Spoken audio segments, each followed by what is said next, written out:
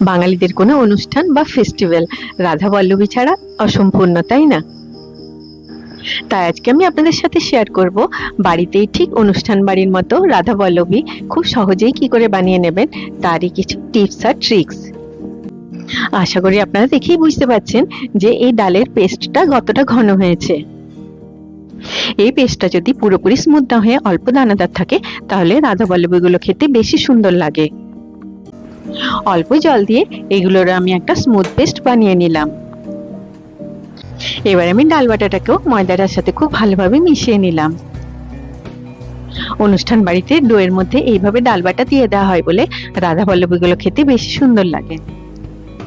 এবার এর মধ্যে দিয়ে দিলাম বাকি মৌরি আর জিরের পাউডারটা। সব উপকরণগুলোকে আরো একবার খুব ভালোভাবে মিশিয়ে নিলাম। এই সময় এটাকে আর ভাজার দরকার নেই, কারণ মৌরি আর জিরেগুলোকে আমরা আগেই রোস্ট করে নিয়েছিলাম। এবারে ঠিক মাঝখানটাতে একটা স্টাফিং বল রেখে সব কিনারাগুলো একসাথে নিয়ে এসে এটাকে আবার একটা গোল লেচির আকার দিয়ে দিলাম। আপনারা আমার চ্যানেলটিকে সাবস্ক্রাইব করতে ভুলবেন না, আর পাশে থাকা বেল আইকনটি নিশ্চয়ই প্রেস করে দেবেন, তাহলে আমি যখনই নতুন কোনো ভিডিও আপলোড করব তার নোটিফিকেশন ঠিক আপনার কাছে পৌঁছে যাবে।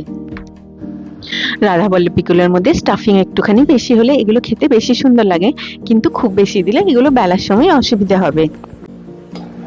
দেখুন এই রাধা পল্লবীগুলোর থিকনেসটা আপনারা এতটাই রাখবেন। এই একইভাবে আমি সব রাধা পল্লবীগুলোকে বেলে রেডি করে নিলাম। দেখুন বাড়িতেই ঠিক অনুষ্ঠান বাড়ির মতো বাইরে থেকে মুচমুচে ভেতর থেকে নরম ফোলা ফোলা পারফেক্ট রাধা পল্লবী রেডি হয়ে গেল।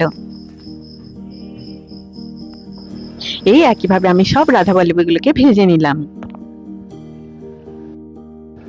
আপনার বাড়িতে এইভাবে একবার নিশ্চয়ই রাধা পল্লবী বানিয়ে দেখুন, দেখবেন পারফেক্ট রাধা পল্লবী তৈরি হবে।